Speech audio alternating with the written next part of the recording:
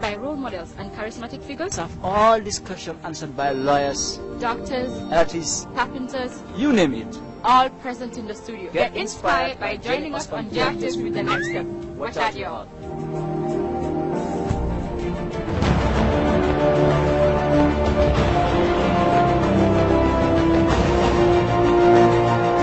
Call it history and reconnect with those who shaped the past. Call it politics and meet the Gambia's new leaders. And call it development and see the needs of the people and issues to be addressed. Special Affairs TV program that explicitly goes beyond the storyline of news reporting. The issues that matter in perspective. Coming soon on GRTS TV.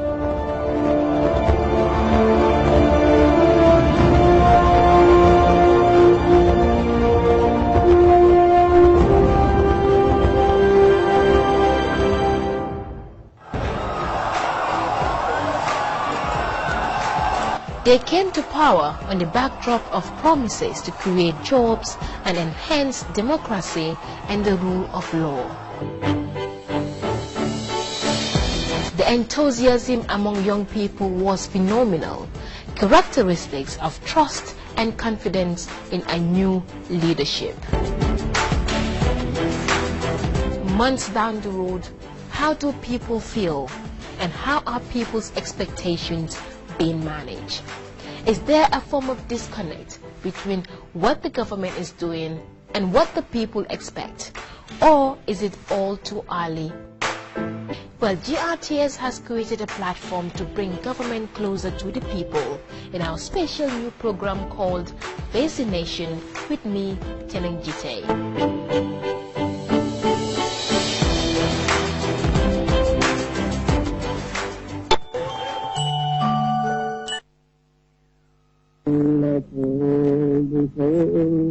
من الخوف والجوع ونقص من الأموال والأنفس والثمرات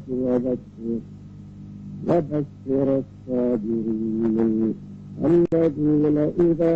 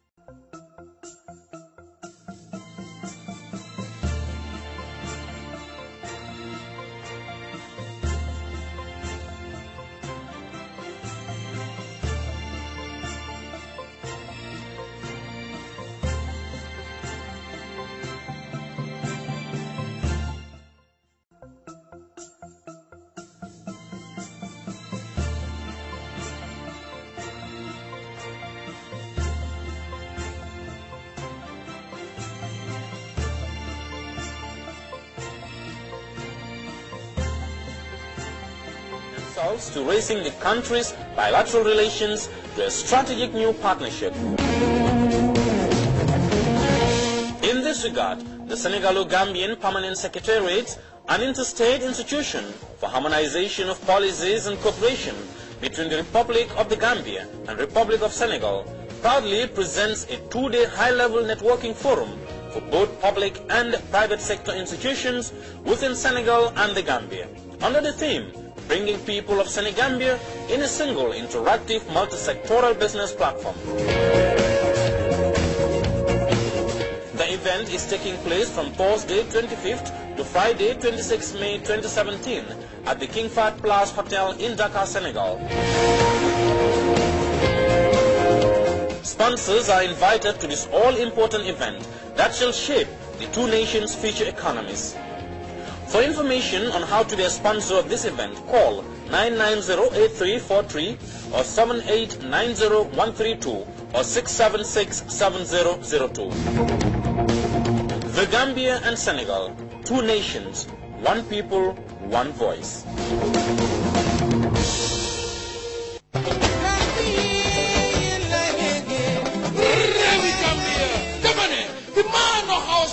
So, His Excellency President Adama Barrow, Manor House Properties, Nayeksi Amna, Asanjay and Joel Giban, Asanjay, Khalidi Jani, President Gambia, Namonko, Yakam Tuanko, Nepatiko Sentu, Danani, Telimadi, Esti, Mighty Joe, Kelly family, again. The done by the 19th of May 2017. The good banquet Galadina Bufibusula Amma, Benjamin Hall, entrance $1,500. 28th May, the grand dance Jama Hall Karababit Hotel, entrance VIP $700, individual $500. 21st of May, show Kabir Kama, Governor Wild West Coast Region Pare Jota, Girmusulen Kogis, entrance $350 Suyure Gambia.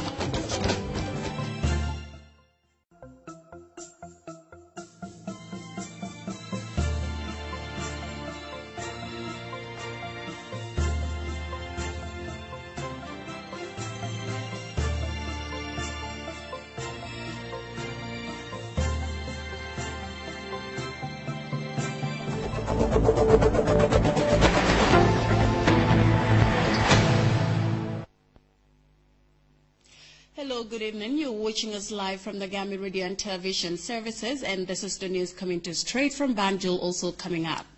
Stakeholders validate the Gambia's Millennium Development Goals status. Katong holds one of its most cherished cultural festivals.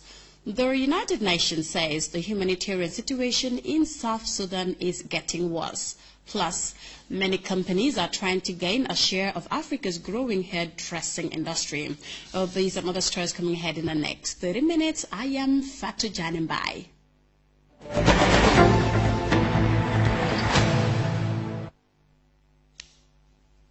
Hello and welcome to the news. Actors and stakeholders in the implementation of the Millennium Development Goals, MDGs, have validated the final status of the MDGs in the Gambia. Isatou Keita takes a look at what the MDGs are and how far the Gambia has gone in achieving them. It was born in the year 2000 as the Millennium Targets to make the world a better place for humanity. The Millennium Development Goals ended in 2015, with countries reviewing their status for a common country report. Now that the MDGs have come to an end, 2015, the country felt it is very important for us to take final stock of our implementation of the MDGs with a view to learning lessons, so that as we integrate the Sustainable Development Goals, we will be able to reflect on some of our experiences as far as implementation of the MDGs are concerned into the new National Development Plan that is currently being finalized. The Gambia has been implementing MDG targets for the past decade, with noticeable achievements in health and education, but fell short of eradicating hunger and poverty. Tremendous progress has been made in the implementation of the MDGs in the Gambia.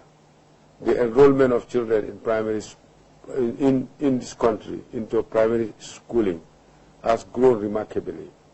Child mortality and maternal mortality rates have declined. Significant progress has been made on combating HIV/AIDS, malaria and tuberculosis. Access to improved water sources and sanitation facilities have increased. The draft report we are validating today indicates that results are mixed, as progress has not been uniform across all regions, all the 7 goals, and even within the targets. In a nutshell, the Gambia's overall MDG achievements rated at 28%, which indicates there is still unfinished MDG business. With the country's overall performance rated at 28%, the Gambia has a lot to address before recommitting herself to the sustainable development goals for the next 15 years. For GRTS News, I am Aissatou Keita. The Gambia continues to attract investors from around the world. The most recent is a visit by a group of French entrepreneurs who called on the Minister of Foreign Affairs, Ousainou Darboe. Abdunjai has been speaking to them, and take a listen. Here to meet with different authorities to explore what are the possibilities of doing business in the Gambia. So it is in this sense that we have paid a courtesy call to the Honorable Minister of Foreign Affairs, who were very helpful in coordinating this visit together with the French ambassador accredited to the Gambia. It's for that purpose that we are here today. We've met with GIPA. We pay a courtesy call to his, the Minister Darboe. And from here, we're also paying different sectorial visits to different ministries for them to have a look firsthand as to what are the opportunities for investment in the Gambia. How has that, have the meetings that you have held so far been? So far, excellent. But I should leave these answers to the colleagues and the team. Thank you. We are very happy to follow this new democratic page of the Gambia country. And as you know, we follow this way, and we came with the famous French company based in Senegal. And so the both countries are so close that it's evident that we have to develop and improve our real relationship. And we came with a lot of specialties as infrastructures and insurance and cemetery and services and anything like that. And we are sure that there are a lot of things to do and to help the development for Gambia. What are some of the areas that interest your company? My company, we are especially in energy and mechanical specialties and maintenance. And today's, for example, we work already with NAWEC companies and with airport and some fishing companies. Energy is a particularly very important sector, I mean, in the Gambia, with the area that you've mentioned, NAWEC. What have you discussed with NAWEC so far? I don't know very well your economic ways, but I think, as I've seen today's, agricultures are very important, and also services and energy for sure. Abdunjai there talking to the visiting French entrepreneurs after a courtesy call on the Foreign Affairs Minister. The National Environment Agency, NEA, Tuesday trained stakeholders in the proper handling and use of chemicals. Janke Ture has the rest of that story in this report. National Environment Agency, as the focal point on environmental issues, engage stakeholders to discuss the issue of environmentally sound management of chemicals called persistent organic pollutants, or POPs. The room consists of experts from different fields within the chemical sector in the Kanifi municipality. They are to receive training on strategies needed to strengthen and enforce existing laws governing the monitoring, control and management of POPs and hazardous waste. Omar Esbah, the Registrar of Pesticides and Hazardous Chemicals at the National Environment Agency, said chemicals are important determinants of sustainable development and sound environmental health. The training is expected to enhance the participants' understanding of environmental efficiency and also help change the mindsets of people towards chemicals and hazardous waste. For GRTS News, I am Janke Ture. The Science Club of the Gambia Senior Secondary School recently celebrated its 16th anniversary. The day also witnessed the inauguration of the club's incoming executive. Aminata Isanyang picks up the rest of that story.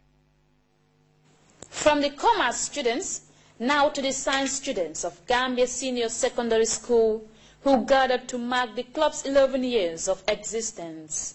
This particular event had the theme, Science is Power, with particular focus on its diverse nature in the world. A lot of students wouldn't like to even hear the word science because they believe it carries the world. Yet, we always want to make it smaller for you to know and to understand.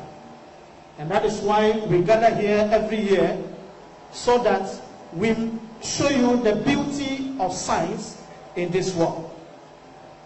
This year, in exhibiting the beauty of science in Gambia Senior Secondary School, we have planned, purpose, aim, and reasoned that our program shall be themed Science is Power, because it has all the strength and the ability to do everything. Two prominent journalists were the guest speakers, both whom are alumni of the same school and former members of the Science Club. The message from the Kumba and its educators to the students was simple. Success can only be achieved through hard work and commitment. The power of science is about changing lives, and there is no one formula or straight way to doing that. It can be little, it can be grand. Each time Mr. Frank, Mr. Conte, Mr. Taiwo, and all amazing teachers hold a talk, they are changing lives, they are impacting lives. They have impacted my lives and the lives of so many others. This field of science is really broad. So it is now high time for you people to sit down and reflect on what you want to do, as this is the perfect opportunity for all of you to use. You will be finishing your school career at Gambia Senior Secondary School, but that doesn't mean that that is the end of the education for you. Go forth, do what you think is best for you, and make the best use of your academic career. It was a joyous and a stock-taking moment for the students as the new student body assumed the mantle of leadership from the old executive. It is of no doubt that science is one of the most powerful fields to study in the world. And we are here as science students or specialists. So let us all have the common mindset to elevate the science standard of Africa to an extent of counting hundreds of African scientists. The event also witnessed scientific experiments by students and a sketch on the chemical gases being learned in school. The main writing material in a pencil, and it is also used as a lubricant to reduce friction in parts of moving cars. Look, you can do it. Reporting for GRTS News, I am Anita Sanyam. You're watching GRTS News with me, Fatou Janembai. The African Union Commissioner for the Sahel is in the Gambia to explore ways of assisting the government realize its development aspirations. Speaking to GRTS, Per Buyoya said the AU was ready to cooperate with the Gambia in many areas.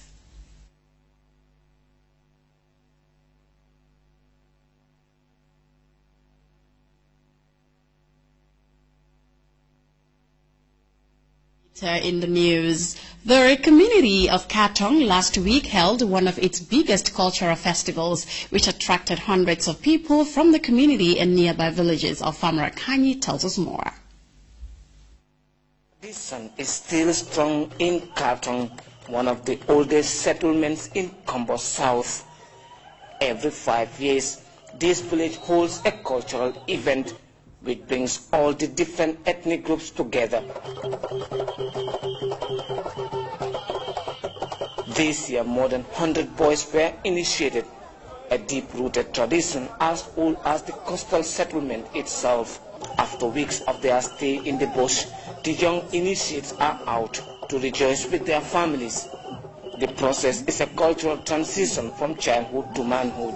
The good part of it is that it's a way for Africans, especially Katonkas, to showcase their culture. This is the important part of it. And I am very much happy, especially this time, the way the youths contributed towards it. The tradition is still under the protection of the village elders. They do everything possible to ensure its preservation. We need to make sure we preserve our culture. These are some of the good things that we have, and these things have been passed on from our forefathers. And as a family and as custodians of this culture, we want to make sure that we preserve this culture. The tradition of displaying the kankurang, a masquerade believed to possess supernatural powers, is still alive here. Another event of this magnitude is expected in the next 5 days, when people from all walks of life will again meet in Katong to enjoy a rare piece of our tradition.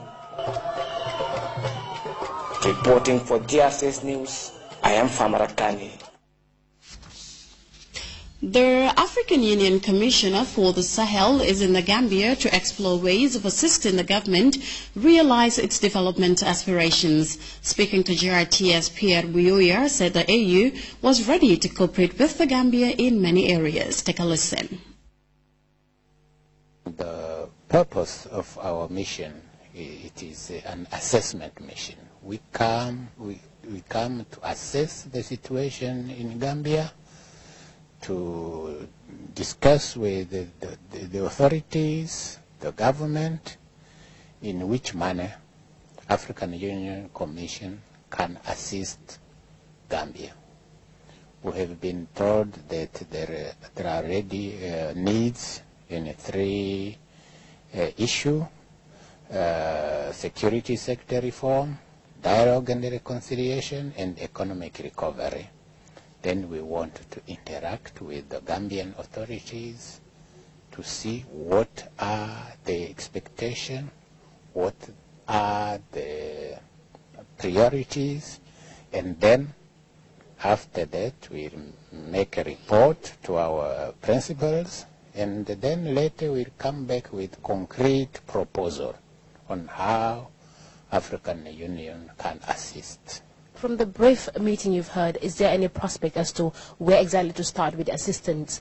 I think the foreign minister has been very clear with us, had shown us in general what are the needs in those different areas: security, reconciliation, and economic recovery. Now, as he said, we have to discuss with the ministries and the services in charge to learn very in details what they expect from us. Pierre Buyoya, the African Union Commissioner for the Sahel, there talking to GRTS's Teneng Jite. Now moving on, President Xi Jinping says China's openness can be traced back to the ancient Silk Road, through which many religions were introduced into the country.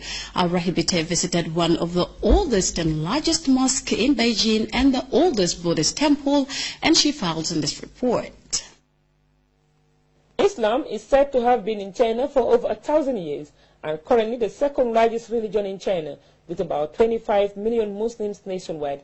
The religion reportedly came through the old Silk Road, and according to President Xi Jinping, it is part of China's history of openness and inclusiveness.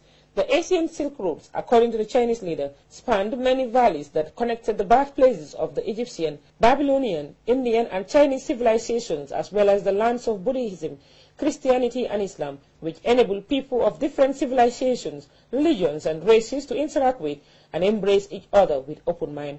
While today, China, though a communist country, still accommodates many religions and where people are allowed to practice their religion while respecting the laws of the land. The fact that Islam came to China through the Old Silk Road was emphasized by Imam Ali of Nuji Mosque in Beijing. Within the premises of the mosque lies 2 graves, said to be about 700 years old, and the burial ground of 2 Muslims from modern-day Pakistan and Afghanistan who helped spread Islam in Beijing. Until today, they are highly respected by the Muslims in China. Currently, there are said to be 50,000 mosques in China, and 70 of them are in Beijing, and there are about 250,000 Muslims in Beijing with 2 Islamic schools meant for the training of imams. Though Nuji Mosque's architectural design upholds China's culture, the interior design of the mosque is Islamic. According to Imam Ali, the mosque usually gathers about 800 Muslims on Friday prayers and has been receiving support from the government since China's opening up for the rehabilitation of the mosque, which aside from its Islamic values is now a historical site. Religious tolerance in China can also be seen at the Buddhist Lama Temple, which is also receiving support from the government due to its long history. Buddhism, though originated from India, today ranks as the #1 religion in China, widely practiced by people. It usually attracts about 1,000 visitors and worshippers who light incense to pay tribute and pray. Rohi Bitei, reporting for Jeffries News from Beijing, China. Well, time now to take our first break. We'll be right back. Gambia, send dom la bay babu borom damay fahas malaw yaa ma gën a xam ceeb bu sew di leen wax ne Africell data bundle gaaw na sell la wóor te yomba maa ngi connecté wu Snapchat, Viber, Facebook, Instagram, WhatsApp. Stay connected to your friends and loved ones all around the world with the most reliable data service. With Africell super fast data, you'll get to enjoy more than just video streaming, downloading pictures and movies, Snapchatting, Instagramming, emailing, WhatsApping, IMO, oh, and so much more. It simply means you can multitask with the fastest and the most efficient data service. You want to feel speed? Well, try Africell data. Where Africell goes, nobody dares to follow.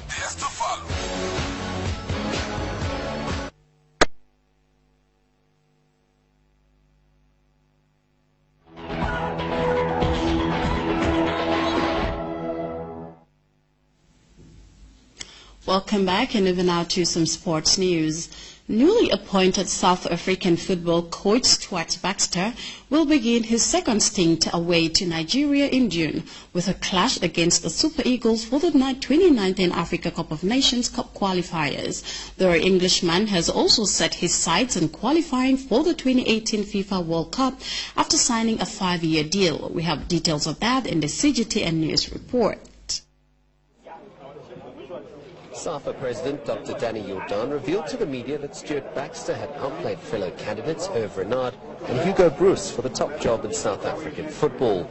After receiving more than 70 CVs, it was the 63-year-old that got the nod of approval from the search committee and has subsequently signed a 5-year deal. It was a unanimous decision of everybody, of Lucas Hadeb, of Benny McCarthy, of everybody who was sitting there. There was not one dissenting voice. You must understand that. The former Kaizer Chiefs and current SuperSport United coach believes that a united South Africa can only yield positive results going forward, and that unity bodes well for the future of football in the country. I think if we are united, the PSL, the clubs, the national team, the supporters, the media, I think we are united behind a strategy and united behind a vision, then I think that this could be the powerhouse of Africa and continue to do well in world football. Baxter starts his new job with an AFCON qualifier away to Nigeria next month and is under no illusions that the task is indeed a demanding one, but is determined to get off to a positive start against the Super Eagles.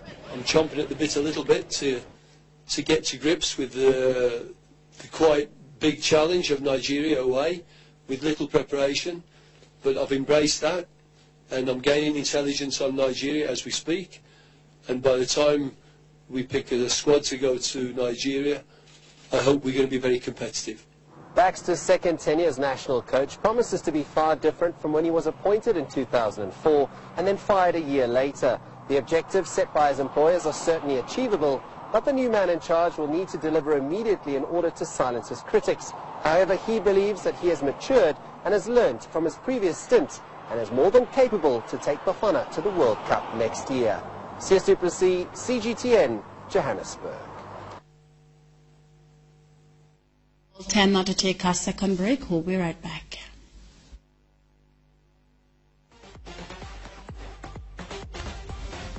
Hey, Lynn. Hey, you look tense. I mean, what's up? I can't help it. The internet is way too slow.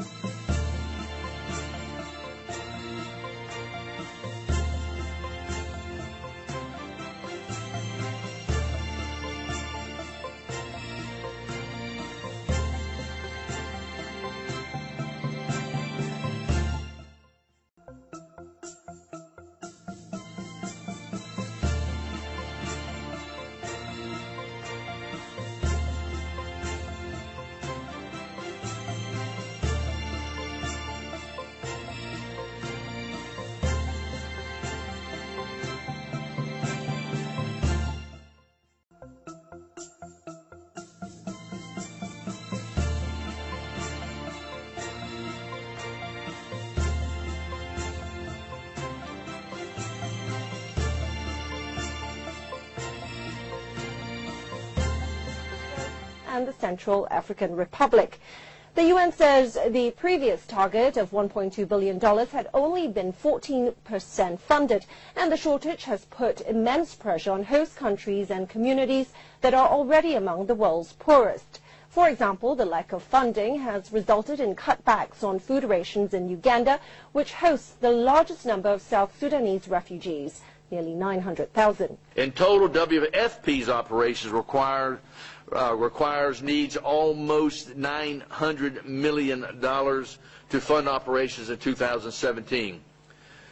WFP urgently requires $243 million to meet immediate food needs. The focus of WFP at the moment is to ensure that enough resources can be generated immediately to provide support to the most acute food needs of 2.5 million people. The High Commissioner for Refugees, Filippo Grandi, told a donor conference on Monday that helping refugees isn't just giving emergency aid, but also supporting the host countries and communities that shelter them. The World Food Programme says if it can get the funding it needs, it can stave off the danger of famine and save lives. Leelington, CGTN, New York. Well, they need the world's support now than ever. Now, women around the world spend billions of dollars on their hair every year, whether it is extension, wigs, weaves, or various products. It is a cutthroat industry that is developing quite rapidly, and it's largely to do with the growing middle class in Africa. Now, many companies are trying to gain a foothold on the continent. We have details of that in this report. Become an accessory, a fashion statement, or to some women, a necessity.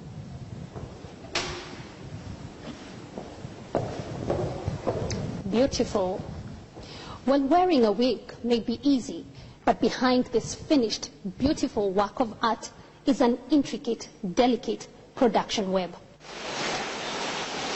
An assembly line that churns out millions of wigs and waves. At the Henna and Rebecca factory, hundreds of women carefully sew pieces of hair into perfection, while others are hand knitting them. The products are made from real human hair and synthetic fiber. So we call it a high pulsing process. Our workers will have the introduction from our R&D department. They will give them a picture. Founded in the early 90s by Jung's father, Rebecca's initial plan was for the domestic and regional market. But in just a few years, it had spread to the US, Europe and Africa, where it has 2 factories in Nigeria and Ghana. The market is very interesting and also very passionate. You never feel have the concern the market have a problem. Africans are said to be spending at least $6 billion annually on wigs, weaves and braids, and keeping up with the changing trends is any manufacturer's challenge. For Rebecca, this means having a flexibility to cater for all. In Africa, products range from as low as $10 per piece of synthetic hair to hundreds of dollars for human hair. Synthetic braids are more popular in Africa because it's like very basic styles and more people can afford the price. Rebecca now produces 20 brands of weaves and wigs and exports to more than 40 countries. However, China remains its biggest high-end market. Pieces retail for as high as $800 in its 300 stores across the country. Wigs for them are like fashion items. And now a lot of successful women, they have a different life role. So with the evolving demands, the hair business certainly does not look like it will be gone tomorrow. And that's good news for Rebecca and many other companies. Jean Keo, CGTN, Henna. Well, our hair defines the woman in us. And before we take leave of you, a quick recap of our headline-making stories once again. Stakeholders have validated the Gambia's Millennium Development Goals status. Their community of Katong recently held a rite of passage cultural festival for over 200 youngsters. 2 million people have fled South Sudan amid a worsening humanitarian situation. And Africa's growing middle class has created a boom in women's hairdressing products that many companies are trying to take advantage of. Well, that was all in this edition of the News at 8. Thanks for the pleasure of your company, and I'll see you again at 2200 hours, inshallah. Until then, enjoy the rest of our programs.